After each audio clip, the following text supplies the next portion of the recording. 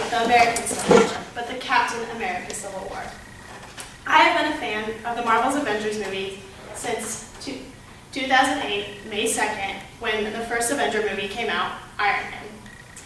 I will discuss the origin of Captain America and Iron Man, the possible reasons of the rift between Tony Stark and Steve Rogers, and the beginning of the Civil War. How many of you have seen Iron Man or Captain America by raising hands? So most of us have seen it. So I'll do a brief synopsis of who they are and where they came from. Beginning with Steve Rogers, aka Captain America.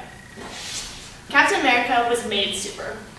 He started off as a Brooklyn boy wanting to join the United States Armed Forces. He was rejected due to his small size. He was finally accepted into the experimental program where Howard Stark, Tony Stark's father, turned Steve Rogers into the super soldier. You have to point at the computer.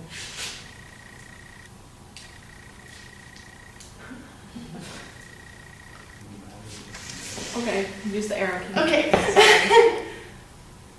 This is big one. Space. Thanks. I swear this never works for me. What time is it?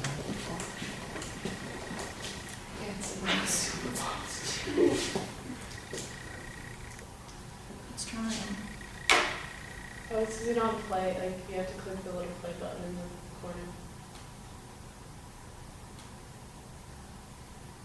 Should I just move it over? No, you're fine. Just pick up where you left off. Okay.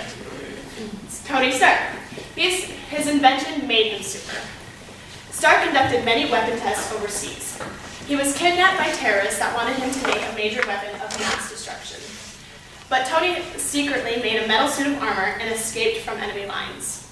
When found, he updated his suit to fight evil. In the Avengers movie, Captain America and Tony did not get along. There was a point where Captain tried to push Tony's buttons. Big man in a metal suit of armor, take that away, what are you? But that didn't even faze Stark, as he replied, a genius playboy philanthropist. So why did the two get along? The personality difference between the two. Stark is definitely not a team player. He likes to do things his way and is very stubborn and very cocky. Captain plays by the rules. He's in the army, for goodness sakes, so he knows how to be a part of a team. Sometimes opposites attract, but in this case, they don't. Another issue is their decision-making skills. Stark does what he wants to do and doesn't have to okay it by anyone.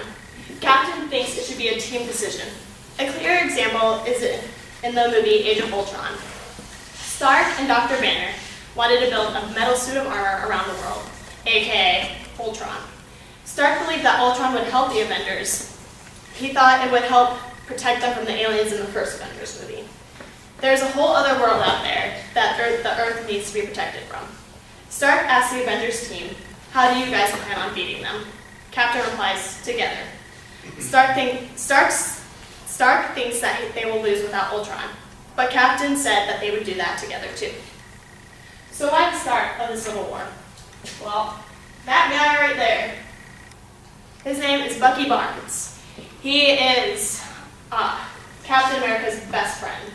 Growing up in Brooklyn, and then they joined the army around the same time. He supposedly died in the first Captain America movie, falling off a train. But Bucky was found by members of Hydra and was made into the super weapon. See his little metal arm right there? Yeah, he lost his arm.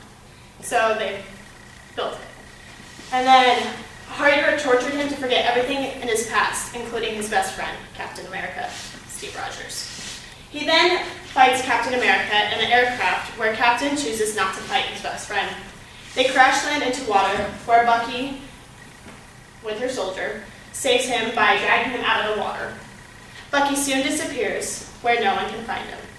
The Civil War begins. Sides are soon to be chosen.